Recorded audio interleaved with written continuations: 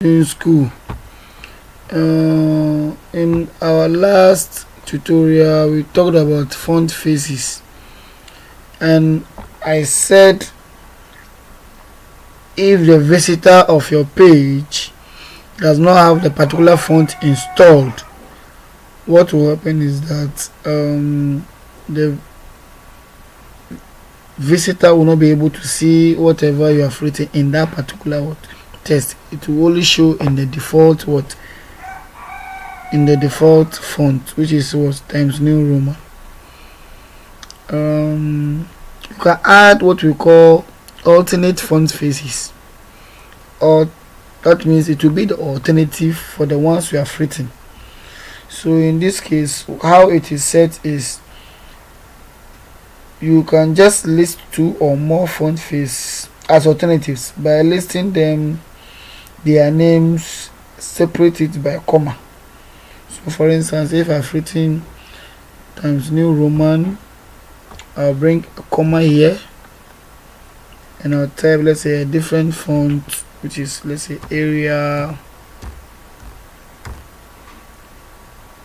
as the alternate, and then let's say I have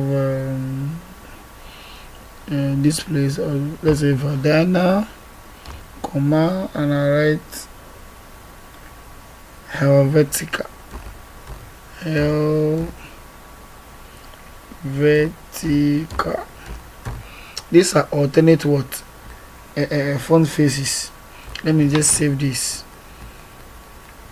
and then watch my browser. Because I'm having the original font sizes, it is showing here. But if I don't have the original font sizes, the alternative I've written here will be displayed. But if I don't have any of them, if none of them is here, let's say there's no Verdana and there's no this thing, Helvetica, here there's no Times New Roman, there's no Arial, it will show it in Times New Roman, which is the default. Okay, you can go online and look for HTML standard fonts. This will be the end of today's.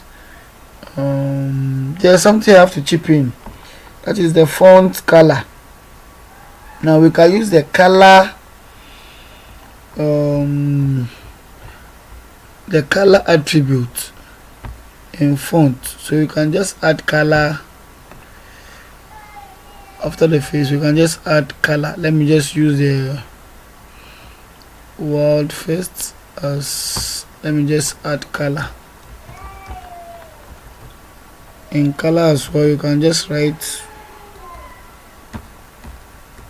the value, just say the color lime. Let me save. So the word west is supposed to appear in the lime color. You see the word west here is the font color, it has appeared lime. You can just do that by using the either hexadecimal code, or you can just write the color name. So in this case here, I can just bring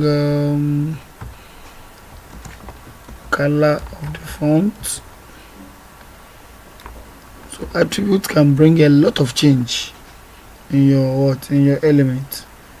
Let me just write red. Just save it, Ctrl S. Let me view what I've done. You can actually use a Ctrl plus R. I don't know where my color is not showing. Font color.